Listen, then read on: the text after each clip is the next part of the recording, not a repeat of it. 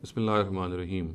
A grave misconception regarding the concept of God, which is found generally in the minds of Muslims, is that God perhaps has chosen the Jews and the Muslims, and these two peoples, they are the chosen peoples of God, and so therefore people think, both Jews and the Muslims, they think that they will be given a special treatment by God, and God will not perhaps punish them gravely, and perhaps He would ultimately forgive them in the hereafter. And this misconception is found both in the Jews and both in Muslims as well. And this has probably arisen because of not understanding the proper context of certain verses which occur both in the Torah, in the Old Testament, and in the Quran, which is the final testament. Now, as far as the fact that both these ummahs, both these peoples were chosen by God, there is no doubt about the fact. But the fact is that they were not chosen in the meaning that they were elevated above others vis-a-vis certain superiorities. The fact of the matter is that they were given a responsibility. Both the Israelites, which were the Jews, and the Ishmaelites, the Muslims, they were given this responsibility of presenting religion to other nations of the world. And the Almighty actually has imposed this responsibility on them.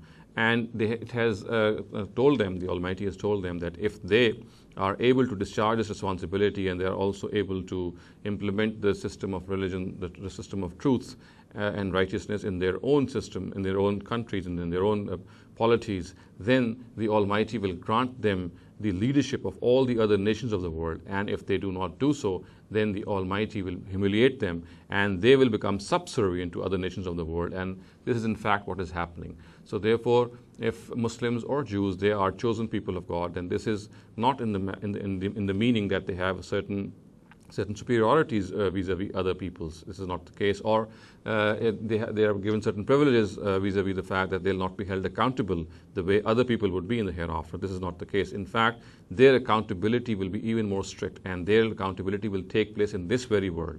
So if the Israelites and the Ishmaelites, they do not follow the directives of God and they do not fulfill the responsibility of delivering the religion of truth to others, then they shall be humiliated in this very world by becoming subservient to other nations of the world. And as I said earlier, this is what is happening.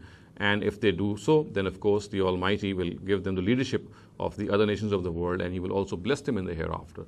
So if they are chosen, if these two nations are chosen, then they are chosen for a particular responsibility, not because of certain other reasons, because of which both these nations have started to think that since they are chosen people of God, so therefore the Almighty will treat them leniently for their sins. This is an absolutely erroneous conclusion, and it has arisen by not understanding the verses of the Torah or the Old Testament as well as of the Quran. Both these books of God are absolutely clear that these two nations have been blessed. They have been given this responsibility of presenting religion to other nations of the world, and of course implementing first that very religion, that system of righteousness, the system of truth in their own areas as well. And once they do so, they'll be blessed with this responsibility. They'll be blessed with the leadership of the other nations of the world. And if they do not do so, they will become subservient to other nations of the world. So this is what the Quran and the Torah or the Old Testament says.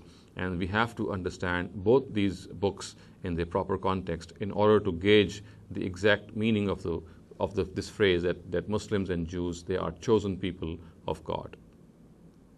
أقول قولي هذا واستغفر الله لي ولكم ولسائر المسلمين والمسلمات.